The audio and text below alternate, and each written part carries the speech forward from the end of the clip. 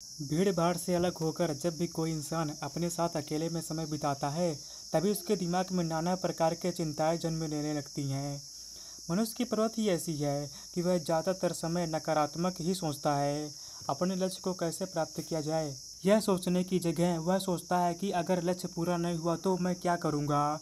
और इस प्रकार की नकारात्मक विचारधारा के कारण जीवन परांत डर डर कर जीता रहता है। अगर पूरी बुद्धिमानी और सजग के साथ इस डर को समझना जाए तो यही डर इंसान के पतन का कारण बनता है। ऐसा मनुष्य जो खुद पर शक करता रहता है, खुद पर संदेह करता है, भला वह कैसे सफल हो सकता है। लेकिन बुद्धिमानी से अगर इस डर का उपयोग किया जाए तो यही डर उसकी सबसे बड़ी ताकत बन सकता है। काश केवल एक बार उसने खुद पर विश्वास किया होता तो उसे मालूम होता कि उसके डर में ही उसकी ताकत का रहस्य छुपा हुआ है। यह कहकर सन्यासी चुप हो गया और चुपचाप अपने कदमों पर ध्यान लगाते हुए जंगली घासों पे से आगे बढ़ने लगा। संध्या का समय था। सन्यासी और एक लड़का जंगल में से होकर जंगल की तरफ गांव की तरफ निकल रहे थे।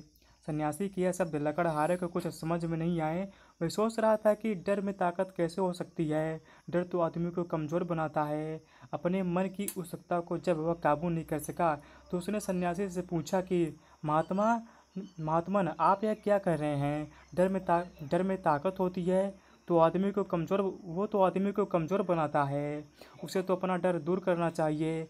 करारा अपनी बात पूरी कर पाता उससे पहले ही उसे एक शेर की दहाड़ सुनाई दी। शेर की गर्जन सुनकर लकड़हारे का रोम रोम काँप गया। उसने कान खड़े हो गए और जंगल से आती एक एक आहट उसे साफ सुनाई दे रही थी। उसके कदम वहीं पर जम गए थे। वह भी नहीं पा रहा था। उसे पता था कि थोड़ी सी हरकत उसकी जान जोखिम में डाल सकती है। उसका दिल तो तेजी से धड़क रहा था, लेकिन फिर भी वो अपनी सांसों पर काबू पाने का प्रयास कर रहा था। कुछ देर बाद जब खतरा टल गया तब सन्यासी ने कहा कि अभी जब तुम डरे हुए थे तो तुम्हारी शरीर का रोम रोम जाग गया था। जंगल से आ रही छोटी छोटी आहट पर भी तुम्हारा ध्यान लगा हुआ था। तो इस प्रकार अपने मन के डर के कारण तुम होश में आ गए और तुम पूरा ध्यान लगा पाए। इससे पहले जब तुम्हें शेर की दहाड़ सुनाई नहीं दी थी